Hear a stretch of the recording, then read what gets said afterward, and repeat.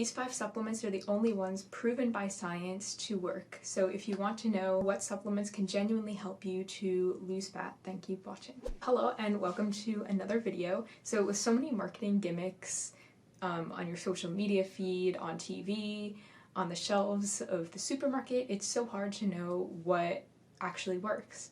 And in this video, I'm going to be showing you 5 supplements that have an extensive back of literature on them that actually help you to lose weight. And before I start this video, I just want to note that supplements are just that. They're supplements. And, by no means am I saying if you take a supplement that it is going to magically help you to lose weight.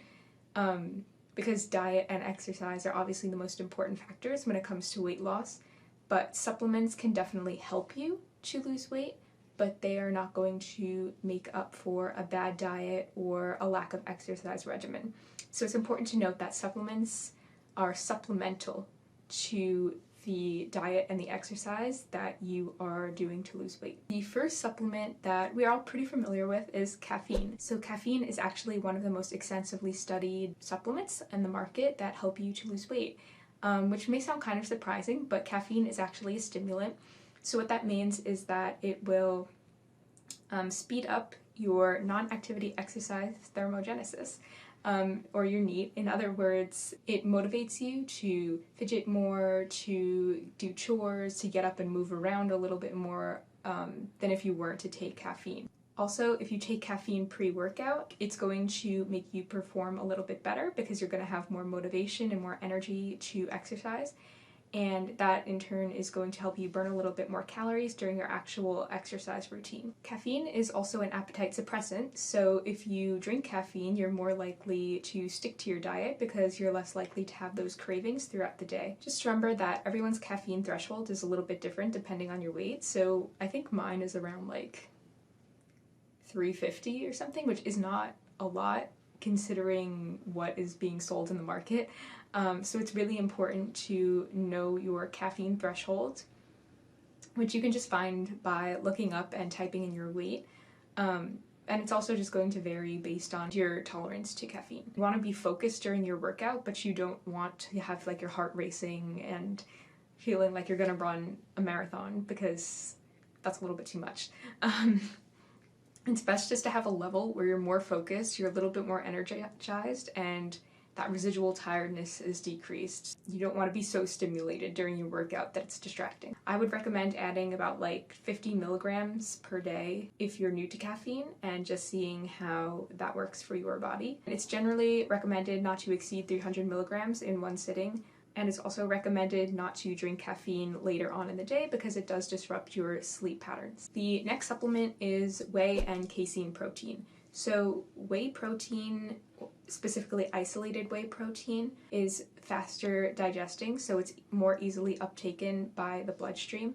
And what this means is it's best to be taken post-workout because after you work out, your muscles are more primed for amino acid uptake. And so about an hour after your workout, getting in some protein is recommended. The anabolic window is technically pretty long, but especially an hour after you work out, it has been shown that your muscles are more primed for amino acid uptake. But as long as your workout between like your pre-workout and your post-workout is about 5 hours, you can eat any time within that window and still be good. So post-workout, isolated whey would be great to allow your muscles those amino acids that it needs to rebuild and repair after you weight train. On the other hand, casein protein is best taken right before you go to bed because casein is actually much slower digesting. So its digestion lasts throughout the night when your muscles aren't getting that amino acid uptake from eating because you're sleeping. So I actually have a whey and casein protein blend, and then I also have an isolated whey and just pure casein. So I have like a different mix of things that I can take depending on the time of day, but to be honest, I don't really go by these guidelines like specifically. They are based on science, but it's important to do what you prefer and what works for your lifestyle. So I don't always stick to these guidelines. I usually don't eat before bed.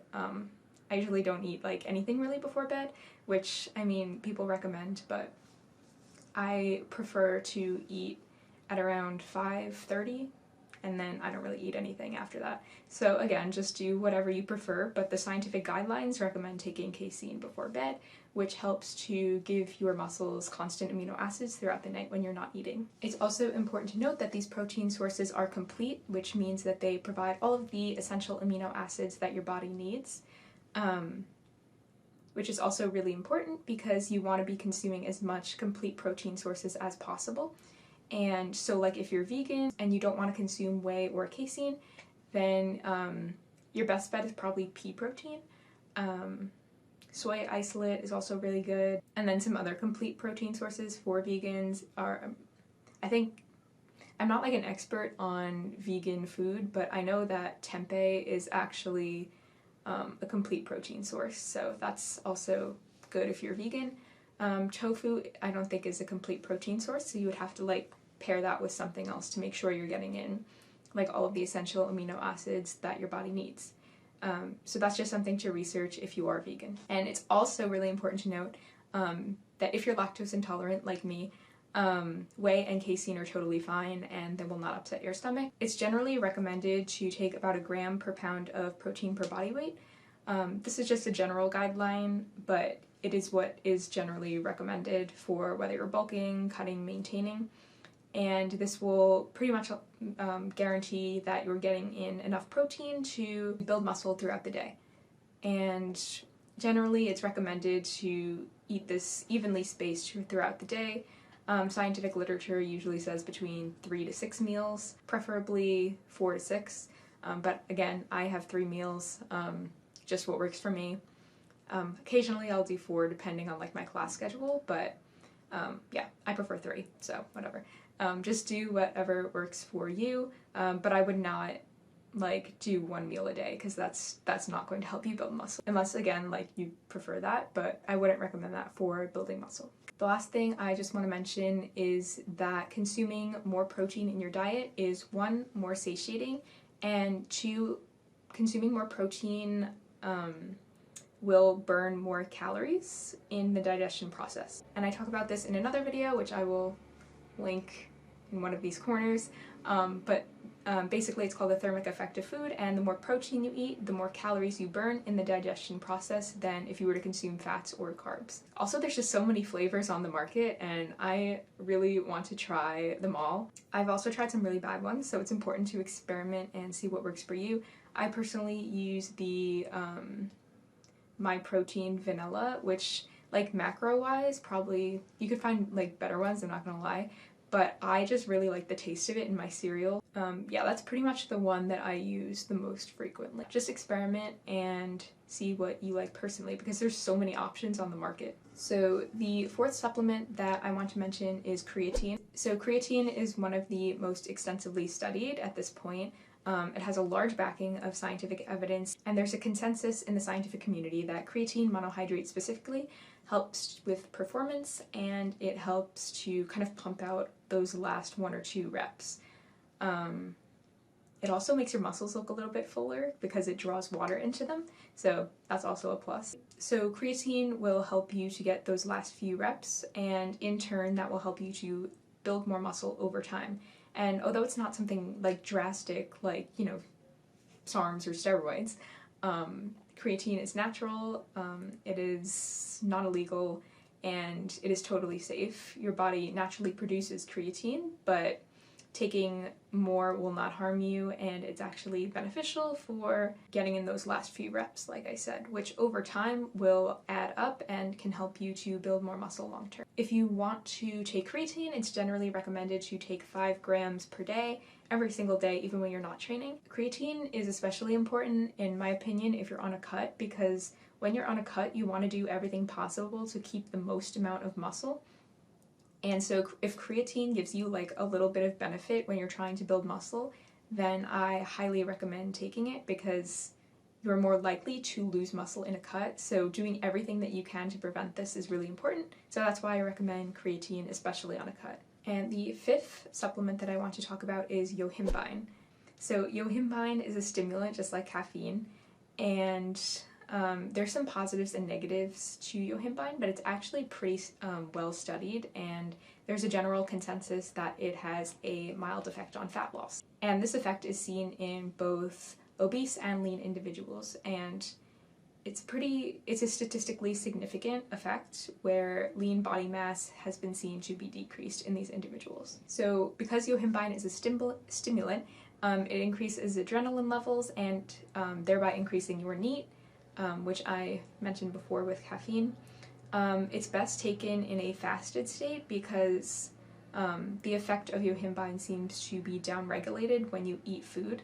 So generally it's recommended to take Yohimbine in a fasted state. What's interesting about Yohimbine is that it actually inhibits a regulatory fat process, and I'm not going to get into the nitty-gritty, but especially because, you know, I'm not like a nutrition expert. I'm not, you know, a biochemist, but Yohimbine actually inhibits this regulatory process, which has been shown to suppress fat burning. So basically it removes this barrier in the fat burning process, allowing you to burn more fat in a fasted state. So it's really important to take the safe dosage for Yohimbine because it has been shown to increase anxiety, and it can interact with other supplements or medication that you're taking. So it's important to, you know, consult your doctor and to make sure you're taking the recommended dose. So the recommended dose is 0.2 milligrams per kilogram of body weight. However, it's recommended generally to start at half of this dose because a lot of supplement companies will put Yohimbine in their products and not accurately specify how much Yohimbine is in the product itself. So a lot of times they'll add in more Yohimbine than is actually in the label. And this can have serious health consequences because, like I said, it does have some negative effects, and you want to make sure that you're not over consuming it. So I would recommend at half of the safe dose and half of like whatever the label says to take. So if the label says 2 scoops, I would recommend starting at 1 and evaluating how you feel, and if you feel okay, then you can go to the regular dose, just making sure not to exceed that 0.2 milligram per kilogram threshold. Hello from the future. As I'm editing this video, I realized that I just wanted to talk about 2 bonus supplements. So the first one is beta-alanine. Beta-alanine has been shown to increase physical performance in the 60 to 120 second range. So if you are doing a set of 10 squats, beta-alanine might be able to push you a little bit more and help you to get 11 to 12 reps, as opposed to if you were only able to get 10 without beta-alanine. Beta-alanine is used in a lot of pre-workout supplements. If you are looking for a pre-workout supplement, I would definitely look for one with beta-alanine. One of the downsides of it is that it does give you that itchy feeling, so I would definitely introduce it very slowly. Beta-alanine can also help with moderate to high intensity cardio exercise like rowing, so it can help you to push a little bit harder if you are doing interval training and kind of hold off that lactic acid production. It just might take some recurring supplementation to really notice the effects of beta-alanine. And the second supplement that I want to talk about is L-citrulline. Basically what it does is it helps to dilate your blood vessels, and thus it helps with blood circulation, and that ultimately helps to clear lactic acid production and helps improve blood flow and oxygenation to your muscles, enabling you to perform a little bit better. It also helps to reduce fatigue. Again, it is recommended to take this for a prolonged period of time to really notice the effect. It's generally recommended that to enhance exercise performance, you should take about 6,000 to 8,000 milligrams of L-citrulline about an hour prior to working out. So the 5 supplements that I mentioned are pretty heavily researched, and they have been backed by multiple studies. And I just want to mention that if you see a new supplement on the market that is advertising to lose fat in 2 weeks or to, I don't know, burn fat instantly with no exercise required, to be skeptical and do your research. Please do your research. When you are researching a supplement, it's really important to take into consideration how long it's been studied. Generally, you want to look for a research history longer than 5 years. You want to look for a scientific consensus. So usually article reviews will give you like a good idea of scientific consensus, but also just looking at a few studies and seeing if the results are backed by each other and find similar results. You also want to look at the study methods and who is sponsoring studies. Is it the supplement company itself? Because those are going to be biased. Are they double-blind studies? Those are the best. So really take these things into consideration when researching. And I would say the most important thing, like the golden standard for evaluating a supplement, is to identify the mechanism behind what makes the supplement work. So does it inhibit a specific fat regulatory process like Yohimbine? Is it a stimulant like caffeine? What mechanism is driving it to work? And if you can't identify that mechanism, then I would be very, very skeptical, and I would not invest in that product yet until more scientific research has been accumulated. So the take-home message is to always, always be skeptical of any claim in the fitness industry. Always take information that is being presented to you with a grain of salt and look for trends, experiment, see what works for you. So thank you so much for watching. I really hope these tips have helped you and that you gained a little bit more knowledge about supplements and the use of supplements and how you can implement them in your fat loss plan. Again, remember that supplements are not a cure for a bad diet and exercise, so make sure you have that stuff in check first before starting any supplements, and make sure that whatever you do works for you and your lifestyle, and yeah, always be skeptical. So thank you so much for watching. If you have any questions, comments, make sure you leave them below. Remember to like and subscribe to my YouTube channel, and I will see you in the next video.